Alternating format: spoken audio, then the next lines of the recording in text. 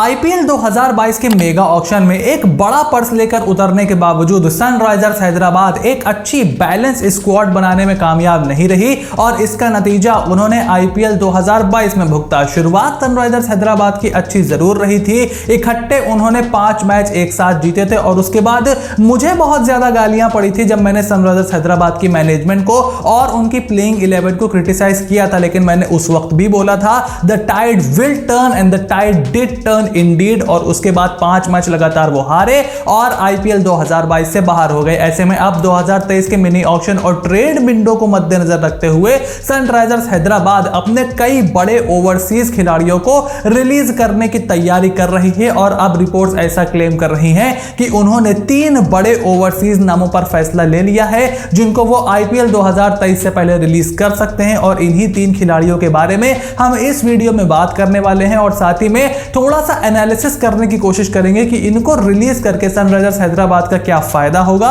और इनको रिलीज करने के क्या नुकसानात हैं। So make sure you watch the video till the end. Number 1 player जो कि सनराइजर्स हैदराबाद से रिलीज होंगे ऐसा तकरीबन कंफर्म हो चुका है इस West Indies allrounder Romario Shepherd. तकरीबन 7 करोड़ की रकम में रोमारियो शेफर्ड को सनराइजर्स हैदराबाद ने अपनी टीम में शामिल किया था, लेकिन रोमारियो शेफर्ड किसी भी आईपीएल टीम की पहली प्लेइंग 11 का हिस्सा नहीं बन सकते। उनके अंदर अभी उतनी ज्यादा मैच्योरिटी और उतनी ज्यादा परफॉर्मेंस करने की काबिलियत आईपीएल जैसे बिग लीग में नहीं है और आप उनको as a third fast bowler तो बिल्कुल भी अपनी टीम में नहीं खिला सकते और यही गलती सनराइजर्स हैदराबाद ने की है जिसका खामियाजा उन्हें आईपीएल 2022 में भुगतना पड़ा। उसके बाद उन्होंने शेफर्ड को अपनी टीम से बाहर निकाला, उनकी जगह जेनसन को लेकर के आए और काफी ज्यादा चॉपिंग एंड चेंजिंग उनको करनी पड़ी और उसकी प्राइम रीजन यह था कि उस पर रुपए बहुत ज्यादा सनराइजर्स हैदराबाद ने खर्चा कर दिए हैं। ऐसे में अपने पर्स को फ्री करने के लिए सनराइजर्स हैदराबाद रोमारियो शेफर्ड को रिलीज कर सकती है और उनकी जगह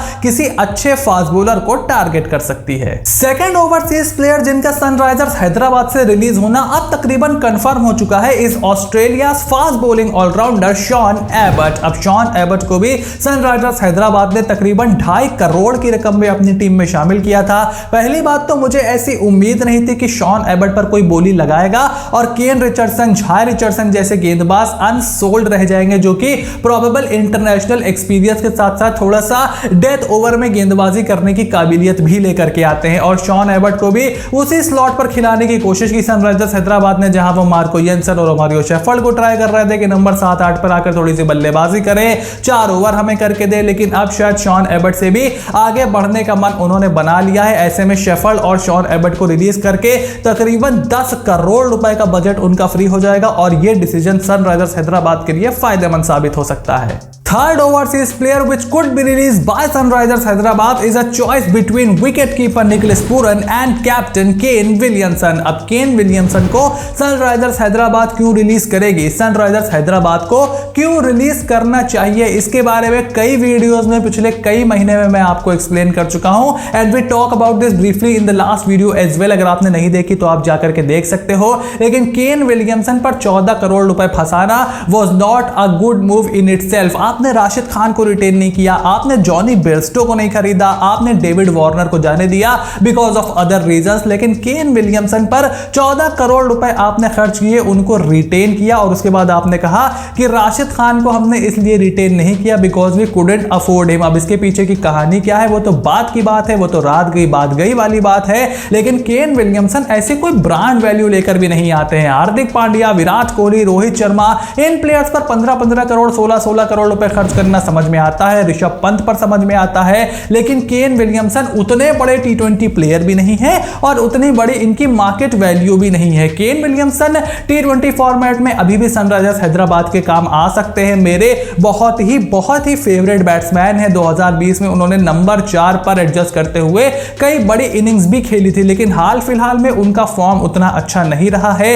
एल्बो इंजरी जब से उनको हुई है तब से वो उस तरीके से कमबैक नहीं कर पाए किसी भी फॉर्मेट बैट में। ऐसे में फ्रेंचाइजी की एक सोच है कि केन विलियमसन को रिलीज करके बजट थोड़ा सा फ्री करके उनको कम दामों में खरीदा जा सकता है, जो कि बहुत हाईली पॉसिबल है। और निकोलस पूरन के साथ भी टीम की यही सोच है, लेकिन निकोलस पूरन का नाम पिछले 1-2 दिन में ही आया है। केन विलियमसन का नाम पिछले 4-5 दिन से सर्कुलेट हो रहा है। अब निकोलस पूरन के ऊपर भी टीम की यही सोच है कि 11.25 करोड़ रुपए हमने निकोलस पूरन पर खर्च कर दिए, लेकिन हमको रिटर्न्स उस हिसाब से नहीं मिले।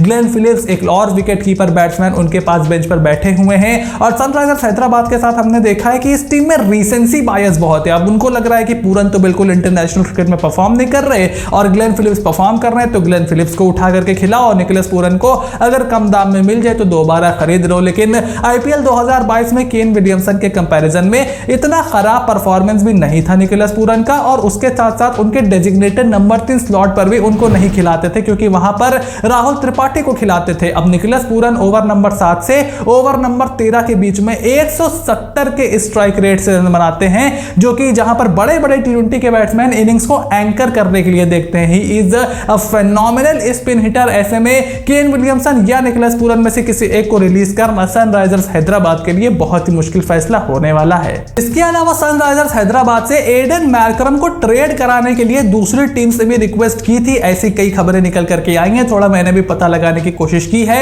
लेकिन सनराइजर्स हैदराबाद ने अपने हेड कोच ब्रायन लारा से कंसल्ट करने के बाद इस चीज को साफ साफ मना कर दिया है कि भाई हम तो एडन मैकरम को किसी भी कीमत पे ट्रेड नहीं करेंगे। अब मेरा यहां पर सजेशन यह है कि अगर आप एडन मैकरम को अपनी टीम में रखते हो तो उनको नंबर 4 नंबर 5 के करीब स्पिन पर फंसाने की जगह आप उनसे ओपन करवाओ। He can be a deadly opener in the first 6 overs, और उसके साथ अभिषेक शर्मा की जोड़ी लेफ्ट और राइट हैंड कॉम्बिनेशन पर कमाल का ढाबा बोल सकती है। अगर सामने वाली टीम उनको फंसाने के लिए लेफ्ट आर्म स्पिनर लगाती है तो अभिषेक शर्मा उसको काउंटर कर सकते हैं, और फास्ट बॉलर लगाती है तो अभिषेक और एडन मैकरम दोनों उस पर हमला कर सकते हैं। इसके अलावा सनराइजर्स हैदराबाद शायद अब्दुल समद को भी रिलीज करने के बारे में सोचे या अब्दुल समद खुद उनसे अलग होने के बारे में कहें। हम कई बार इस वीडियो में बात कर चुके हैं कि अब्दुल समद को 2 मैचों के बाद बेंच पर बैठा देना हैदराबाद का बहुत ही खराब मूव था। उसके अलावा श्रेयस गोपाल और शशांक को भी रिलीज करने की खबरें हैं, लेकिन इस वीडियो में हमने फोकस किया है ओवरसीज खिलाड़ियों के ऊपर, क्योंकि वही मेजर बजट लेकर के गए थे सनराइजर्स हैदराबाद का। तो अब इस पूरी वीडियो पर आपका क्या ओपिनियन है? Make sure to write it in the comment section down below कि आपके हिसाब से केन विलियमसन या निकोलस पूरन किसको सनराइजर्स हैदराबाद रिलीज करेगी, किसको रिलीज करना चाहिए, और या फिर दोनों को रिटेन करने के बारे में भी वो सोचेगी। आपका जो भी ओपिनियन हो कमेंट बॉक्स में लिख करके जरूर बताइएगा। आई होप वीडियो आपको एंटरटेनिंग, इंफॉर्मेटिव और एजुकेशन वाले से भरी लगी होगी। अगर ऐसा है then make sure to click on the subscribe button, press the bell notification, become part of the family, क्योंकि इसी तरीके की वीडियोस, इसी तरीके का कंटेंट मैं आपके लिए इस चैनल पर लेकर के लगातार आ रहा हूं। आईपीएल की ट्रेड विंडो शुरू ही होने वाली है, मिनी ऑक्शन की तरफ हम बहुत तेजी से बढ़ रहे हैं, so you have to stay tune for everything that is coming your way, and I will see you soon in the next video.